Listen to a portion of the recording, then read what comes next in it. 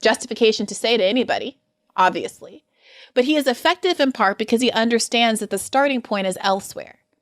And I guess my view is that, and I wrote this about an article. I wrote this in an article I wrote in response to Ta-Nehisi Coates' article, The First White President, years ago. There's a certain kind of discourse right now, very popular among kind of like the Black intelligentsia, that says white people won't support a policy if they perceive it to benefit Black people and brown people. All right, pause. Ta-Nehisi Coates' piece shouldn't have been called The First White President. It should have been called The Whitest President. That would have been a little bit better. It still would have been accurate because Trump wasn't the worst of the presidents that we've had. But not by far. We got Woodrow Wilson, Calvin Coolidge. Fuck out of here. Yeah, but for like a hyperbole, that would have been all right. Like, I think it would have been, whitest would have been better than the first white. All right, let's rock. Here you go. Institutions. Policy if they perceive it to benefit Black people and brown people. Well, that comes out of the University of Chicago's law school study, right? Right, and it's true. I'm not disputing that. Mm-hmm. The point that I try to make is, okay, then what's the plan? If your argument is framing a policy as for Black people actually makes it less likely to succeed, is the plan to double down on doing that because you hate the idea that doing otherwise is to somehow ignore racism or to cater to racism? Is the plan to not pursue those policies at all? Sorry, I got to pause this. So one thing I want to say is, why do we pretend like we don't have different speeches and spiels, different speeches, spiels, and literature for different groups?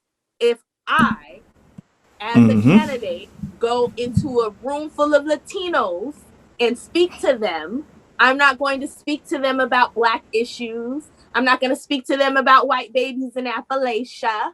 If I go to Dixie and I start talking to people in the South, I'm not going to be talking to them about abortions and the niggers and you understand what I'm saying? I'm going to talk to them about shit that they care about. Okay. Or that's what I'm going to talk about. So why are we pretending like every group you don't cater what you're saying? So if you go into a group of working class white people, you're going to talk about class policies. Why wouldn't you? If 95% of your audience is white, why wouldn't you just talk about class policies?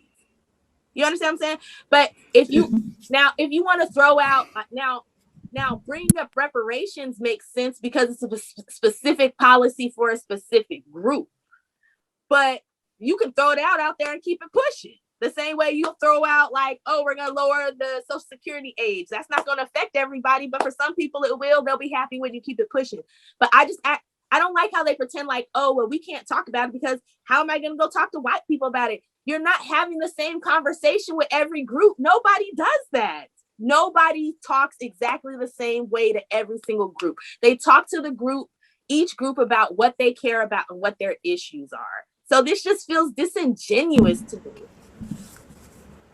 What do you guys got? Do you get where I'm going? I agree, Sam, but can you hear me? Mm-hmm. I think I agree, Sam, but I also think this was my beef with her, with Zed Jelani, for a lot of writers on the quote unquote, whatever this iteration of the left is in the United States now, is that if you're a writer on a large platform, this is coming from a writer on a tiny platform, right? If you're a writer, your job is to change the way people think, right?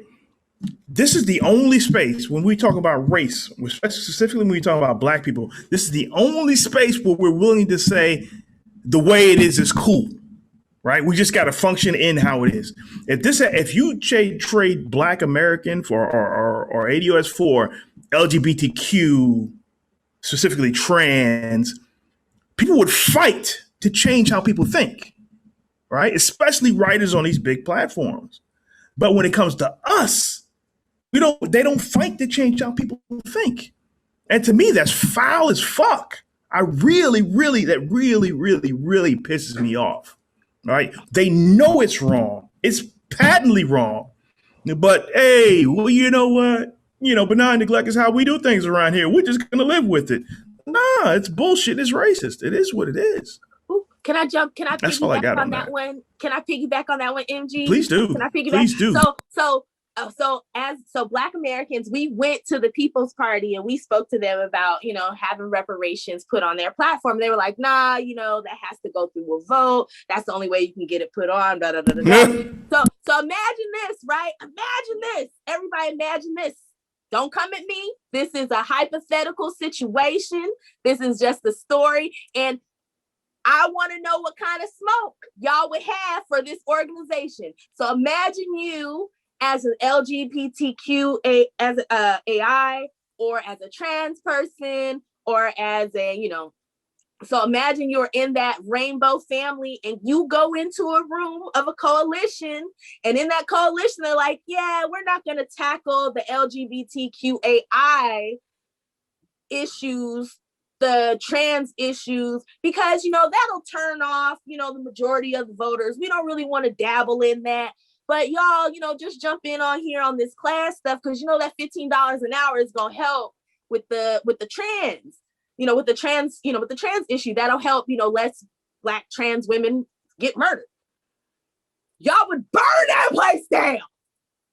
You would burn it to the ground right then and there, because y'all would be like, how dare you say that we don't matter because we have to convince a group of people of our humanity. Am I wrong? Exactly. So what y'all do to Black Americans, I just want y'all to insert, either the gay community, the LGBTQAI community, or please insert the Jewish community or any other group that you actually give a fuck about, because you don't care about Black Americans. They would burn. We would burn it Native to Americans? the ground. They would burn it to the ground. They would burn it to the ground. People be losing their jobs. People be being called homophobes, transphobes, and you don't know nothing about intersectionality. Could you just imagine? Could you imagine if we were having that conversation in 2021? I'm not talking about having this conversation 20 years ago, but in 2021, we are still having this conversation when it comes to Black Americans and reparations. And we have been asking for reparations since we were let out of bondage in 1865. And white people and now new people of color are still telling us it's over now. Get over it. You can't have no money. Even 20 years after slavery, white people was like, nah, slavery is over now. Everybody should just get over it. No reparations for you. Sorry, I'm done.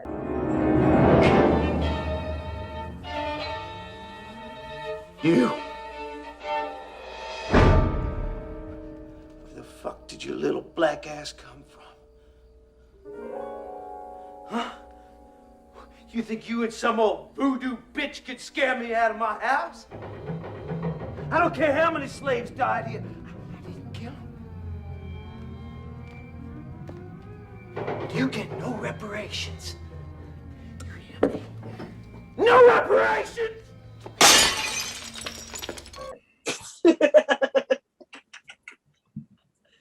I mean, you're right. You're right, Sam. All right, John, Mud, what you got, man? I just want to say that she referred to this study, and I would, taking in those results, I would just say that it does show that there's a racism issue in our society. Obviously, if we can't do specific things that are specifically for Black people versus other groups that don't seem to have that issue.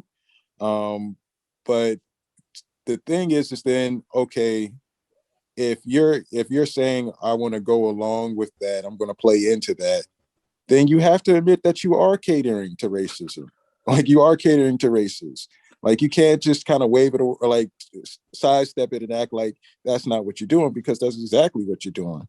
And I mean, I understand that if that's how you did the math in your mind, and that's the conclusion you come to, how you will walk out there and operate off of that.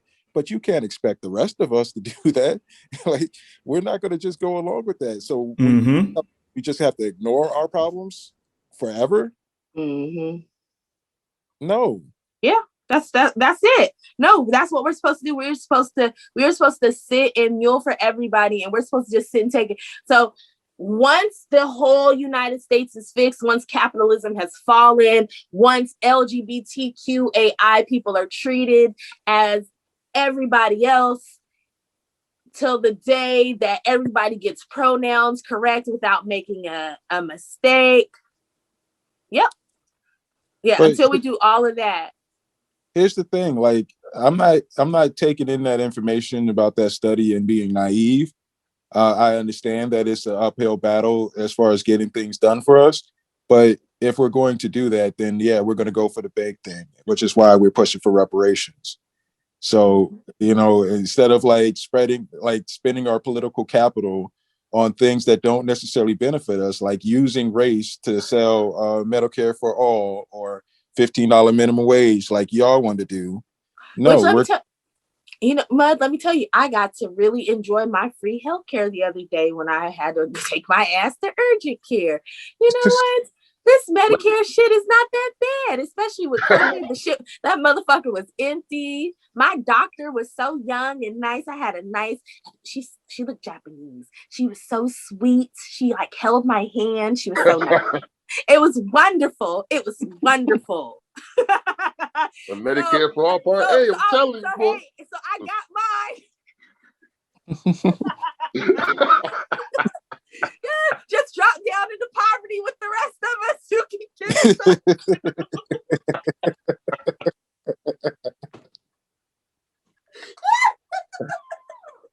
Lord have mercy. But yo, I got something like imagine if Bree was having this conversation with a Palestinian activist, like because she claims that white people don't like when policies benefit black and brown people. They brown people. The left is going hammerland over Palestine. Not only are they trying to convince hearts and minds, they're trying to push policy in America for motherfuckers just thousands of miles away. Exactly. Aid, trying to cut off aid to Israel. You got the black members of the squad people that's part of our ethnic group trying to tie their struggle to Palestine and trying to get them money, get them houses, get them a country. Yeah. And you talking about now we can't do that because white people won't like it. Like, this is the issue with the left. This is some anti-black benign neglect shit, like y'all was saying, man. So that's why you're gonna keep losing. So, Exactly.